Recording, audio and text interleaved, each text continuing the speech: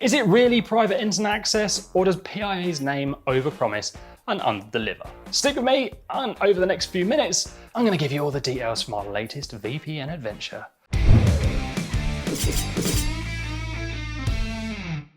So to start off with, it's worth noting that we really like that all of their plans come with a 30-day money-back guarantee.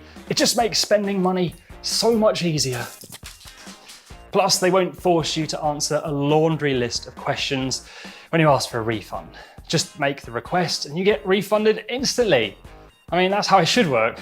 So internet, pay attention to PIA. We don't want to have to fight for our money back. It just should be effortless. Installing PIA takes around 3 minutes and connecting is as simple as hitting the power button on the main interface. You can also easily choose a specific server by accessing the server list and picking one of the thousands available worldwide too.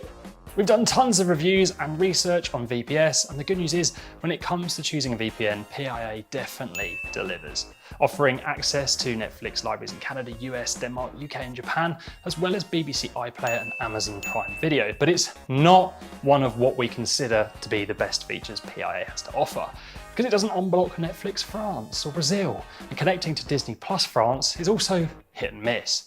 Now, you may not think that's a big issue until you realise that the entire Harry Potter film series isn't available on Netflix US, but is available on Netflix France. Rumour has it Lord Voldemort has something to do with it. We're working on that. Really, you never know which Netflix library is getting the next big release, and I, for one, don't want to miss out because I choose a VPN that limits my options, even though I've never seen Harry Potter before. However, believe it or not, I went bowling with the cast. True story that. Maybe I'll tell you it another day if you hit like and subscribe. After testing the service on all devices, we found PIA excels most in these areas. It has an arsenal of security features, open source apps for desktop and mobile, and its excellent support of all P2P activities. On the unfortunate side, its live chat feature is an exercise in patience. Come on! Mostly because it's not live at all. We had to fill out this form and then it just sent an email. Brilliant. Response time was less than 24 hours, so it's not bad, but it's not great if you're in a rush. I also had a bit of a hang up with my iPad, which we're going to go into later on in the review. So now let's begin, shall we, with the arsenal of security features. Private internet access, aka PIA, is packed with security features that make it excellent for browsing, streaming, and even torrenting anonymously. It offers everything from basic features like an automatic kill switch and a firewall to more advanced options like DNS leak protection and port forwarding. PIA even has its own ad blocking feature called MACE to protect you from annoying ads and harmful malware. MACE is DNS-based and blocks known ad, malware, and tracking domains. The VPN also offers the option to choose from multiple secure protocols and a default protocol for most devices, the industry standard OpenVPN. Alongside that option is the ability to choose between 128 or 256-bit AES encryption. Now, for the issue I told you about with the iPad. For whatever reason, OpenVPN and MACE aren't available for iOS. Frankly, it's disappointing. The default protocol for iOS is IPsec, secure but not OpenVPN secure. I'm going to go ahead and make a plea on behalf of all Apple users. Here it is.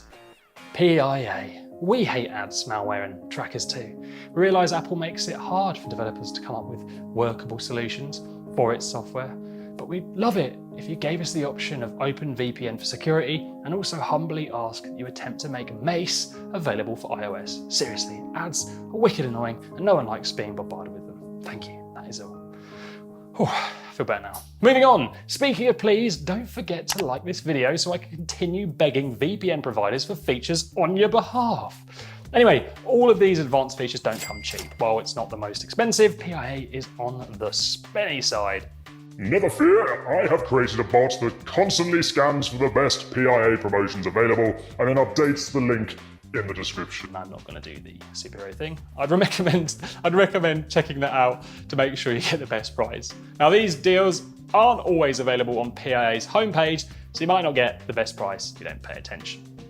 Complete transparency. Even though PIA is located in the US, a major component of the 5, 9 and 14 eyes alliance, it's proven more than once that no logs policy is rock solid. The US government has called on it a couple of times for information on users, It just didn't have the data to hand over. In fact, it's so open to people testing its log policy and service in general that both PIA's desktop and mobile apps are completely open source. So why does that matter? Well, why does that matter? Well, if you're a hardcore geek like me, open source software means users are free to share, view, test, and even change the source code to create an entirely new and potentially even better version of the VPN. You've got to love any company who is that open to progress. They let people tinker with their code. God bless you, PIA. But it means something much more important to the basic users. It means that ethical hackers and testing services can keep an eye out for potential weaknesses in the system and catch them before they become an issue. See what happens when you're nice? Imagine if Apple were nice. No, I literally can't imagine that.